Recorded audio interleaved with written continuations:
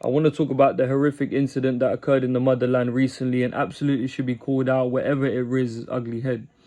Now, especially when you know the truth of our Sanatana Dharma, we say with no ego, the world knows as the oldest spiritual intellect known to man, that we are the only society to still revere the divine feminine in the form of the goddess, and still have the capacity, when one reveres so far away from that, to act like a barbarian. And what we say Dharma is righteousness, Adharma is the opposite, anti-righteousness, anti-humanity, the most barbaric acts. The truth of the matter is this: it does not justify anything, but the context is important.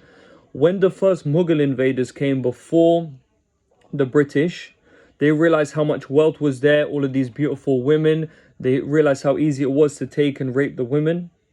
Millions were killed.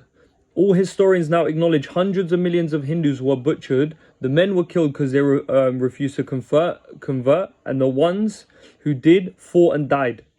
Most of the women had to go through such barbaric acts. Women were raped en masse. Yeah, this is a foreign influence that still raises its ugly head in the form of extremism, sadly adopted in the motherland today by outside, and of course we see in certain parts of the world.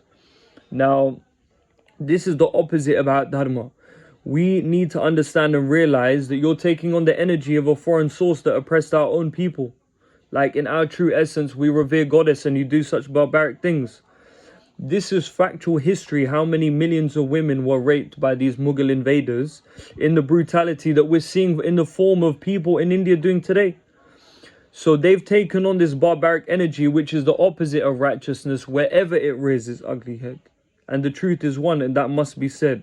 So understand your own roots, what your own ancestors went through, and wake up and realize this is the opposite of humanity. Call it out, whether it's in your own culture, wherever it is. Yeah, and know the history and context, and know why people have adopted such barbarism, and how we can put a stop to it by realizing that the truth is one. Blessings.